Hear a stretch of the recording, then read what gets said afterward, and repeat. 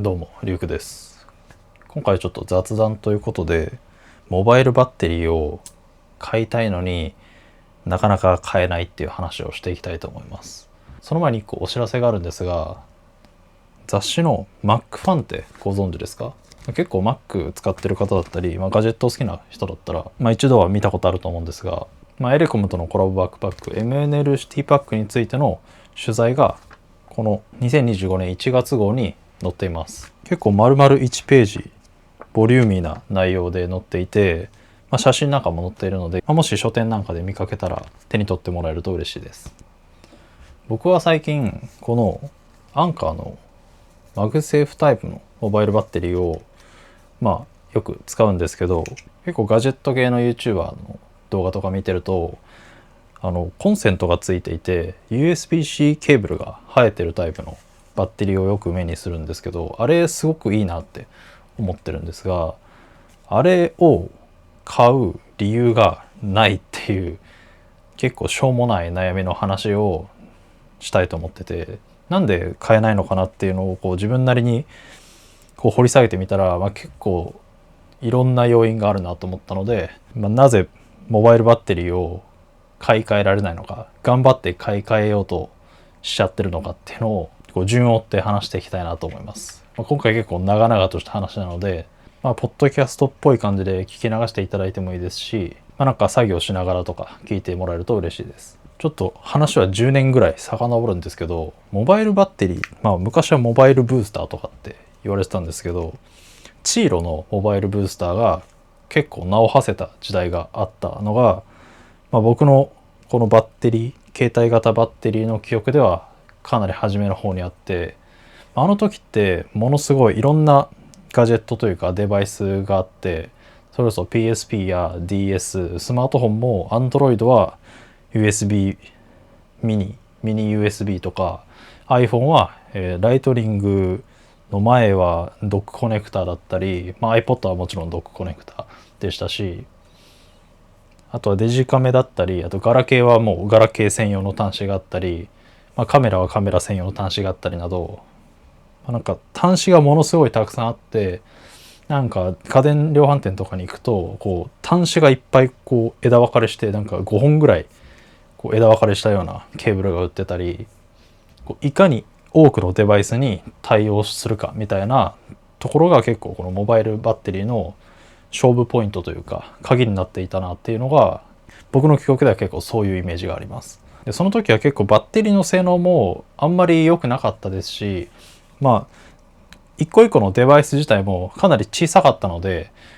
充電をするっていうのがすごい高頻度で発生したんですよね。でなんならパソコン MacBook Air なんかが出てきた時代は、インテルチップだったんで、今と比べるとかなり電力効率も悪くて、もう外で作業するには必ず電源をつながないとすぐに落ちてしまうみたいな状態だったので、MacBook の電源を、ここまで小さくないですけど、もうちょっと大きめのモバイルバッテリー、携帯型のバッテリーステーションみたいなので給電しながら運用するみたいな、そういったソリューションもあったりしました。結構ジェット大輔さんとかの動画を見てる方はあれのことを言ってるなって思い出すかもしれないんですが、今でさえマグセーフで外側にくっつけるバッテリーっていうのがよく売られてますが、当時結構印象的だったのがiPhone ケース一体型のモバイルバッテリー、ケースの中にバッテリーが内蔵されていて、ケース本体がドックコネクタやライトニングじゃなくてUSB ケーブルで充電できるみたいな感じの製品が売られてたりとか、結構 iPhone とかそういうちっちゃいデバイスのバッテリー問題っていうのは根深かったなと思います。ただ数年前に M1Mac っていうのが登場して、ものすごい電力効率のいいノート PC が出てきてしまったり、こういうスマホ自体もどんどんサイズが大きくなっていって、一瞬 iPhone12 mini とか iPhone SE みたいなコンパクトでバッテリーをあんま持たないみたいなデバイスも出ましたけど、Android を筆頭に結構スマートフォンのサイズもどんどん大きくなって、スマートフォンって中の基板自体はどれも変わんないので、何が大きくなってるかっていうと、ディスプレイとバッテリーの容量だと思います。なんでこの M1Mac とスマートフォンの巨大化によってどんどんデバイス本体側のバッテリーが持つようになってきて、こうモバイルバッテリーの需要っていうのは、こう外でがっつり編集をする人とか、なんかスマートフォンでめちゃめちゃこう高いグラフィックを要求されるようなゲームをする人みたいな、結構限定的な用途に絞られていったんじゃないかなっていう印象です。さらにそこにEU の規制というか圧力によって、この端子がほぼ全て USB-C になるっていう、そういう動きが出てきたことによって、唯一アップルが呪いように課していたライトニングケーブルっていうのが、現時点でほぼ一切ないっていう状態になりました。この10年ぐらい前のチーロが出てきた時に比べて、もう今の時点でもう USB-C の端子1本で全てできてしまう。充電はもちろんこうデータ転送だったり、あとは映像の出力なんかも全部 USB-C でできてしまうような時代に変わったっていうのが、一個大きな違い、パラダイムシフトかなと思います。なのでもうそもそもデバイスが大きくなってバッテリー容量が持つようになって、チップの電力効率もものすごい高いので、出先でそんな充電しないというか、充電切れることってほぼないよねみたいな状態になって、モバイルバッテリーがいらなくなって、さらにこうモバイルバッテリー自体もこう USB-C ケーブルが内蔵されていたり、バッテリーと USB-C ケーブル1本持ってればもう全部のデバイスを充電できるみたいな状態になってるので、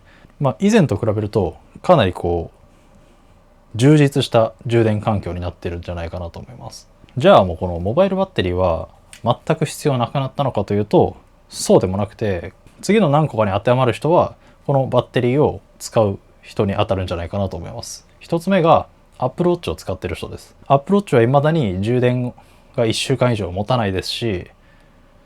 充電するコネクターもこうちっちゃいマグセーフみたいな独自の規格を使っているので、Apple Watch を持ち歩く人にとってはこうモバイルバッテリーがあるかないかでかなり安心感が違うなと思います。あとは型落ちの iPhone の需要っていうのが一定数あるっていうところですね。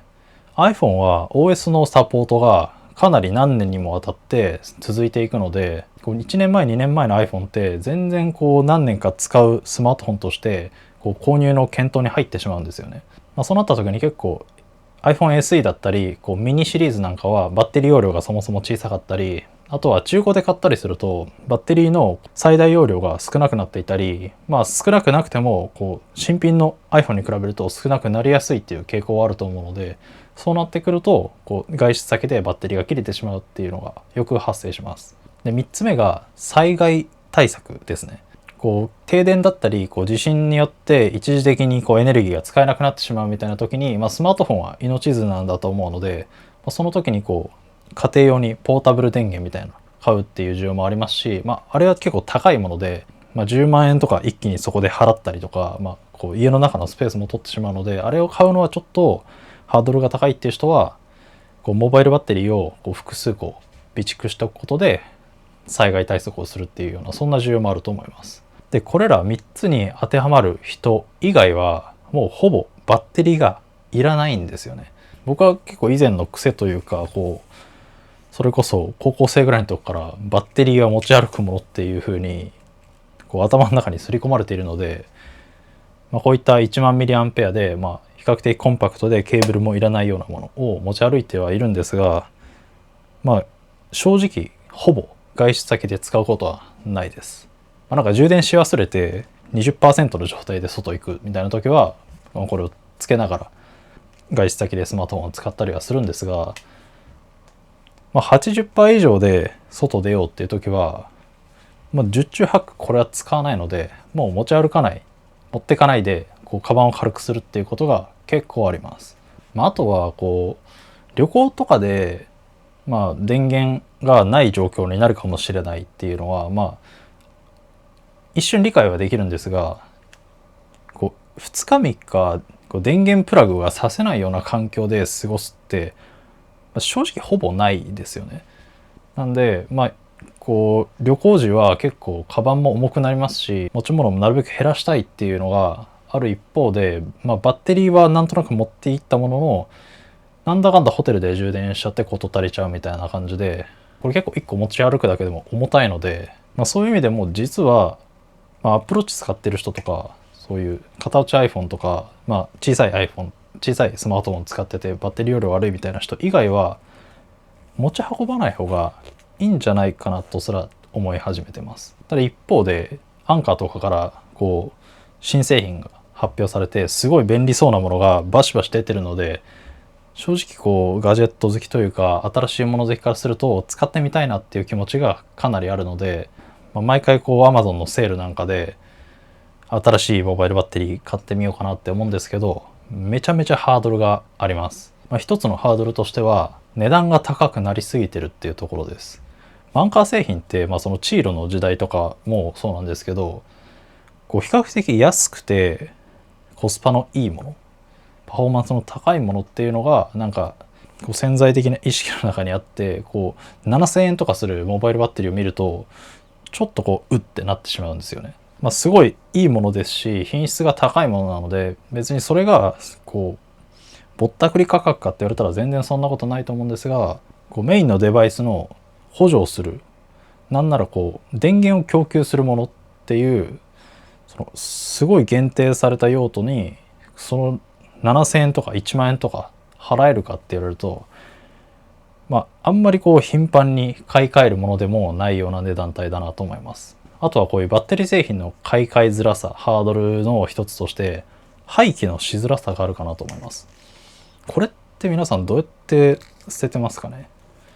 結構その回収業者だったり、あとはなんかアンカーはこうバッテリーの回収なんかを行ってるみたいなんですけど、そういった方法以外でこうバッテリーを捨てる方法ってあんまりこう共有されてないですよね。知らないでこう普通の可燃ごみに捨ててしまってこうゴミが燃えてしまうみたいなことも発生したりしてますし、結構破棄しづらいってことがどんどんこう家に溜まってきてしまって、でバッテリーはこう持っておくのは持っておくので結構怖いんですよね。古いバッテリーがこう膨張してこう発火してしまうとこう火災の恐れがありますし、古くなったバッテリーはなるべく破棄したりしたいので、こう持っておくこともできない、捨てることもしづらいで、こう中古で売るのもできないんじゃないですか。このバッテリーってものすごい新しい製品が供給される割にこう出口のところがあまりないっていうのが結構問題かなと思います。で3つ目が、今まで長々語ってきた通り、そもそも使わないっていう、バッテリーってずっと使い続けるものってよりは何かのためにこう保険的に持っておくものっていうニュアンスが強いので、気を抜くと全く使ってなくても新しいもの買っちゃったりするんですが、冷静になってみると全然使ってなくて、あれこれいるんだっけって思う時がたまにあります。以上のこの3つのハードルを超えるような買う理由が欲しいんですけど、今のところそれを超えるような理由がないっていうのでちょっと悩んでるっていう話でした。アンカーの USB-C が生えててプラグついてるやつで、あと電源のインジケーターついてるやつすごい魅力的で、あれがあれば MacBook だったり iPhone だったり AirPods、ヘッドホン、キーボード、マウスなんかもう全部充電できてしまって、もうあれ1個あればいいじゃんっていう状態になるのは頭では分かってはいるんですけど、でもそもそもそれっているんだっけっていうのでこう永遠にぐるぐるしてポチれないっていう、そういう悩みです。もしかしたら共感してくれる人がいるんじゃないかなと思ってこの動画を作ってみました。今はほとんどのデバイスが USB-C 端子で充電できるようになって、でバッテリー側もかなりコンパクトで大容量になっているので、昔に比べたらものすごい夢のような環境のように思えるんですが、そもそもこういうバッテリーを別で持ち歩くっていう習慣自体がいらなくなっちゃうんじゃないかなっていうお話でした。以上になります。こんな感じでこのチャンネルでは日々に役立つ情報やバッグのレビューなんかを行っています。もう一つのチャンネルのミミグラムでは言葉では表現しきれないバッグの魅力を 4K 映像で隅々まで見ることができます。こちらもぜひチェックしてみてください。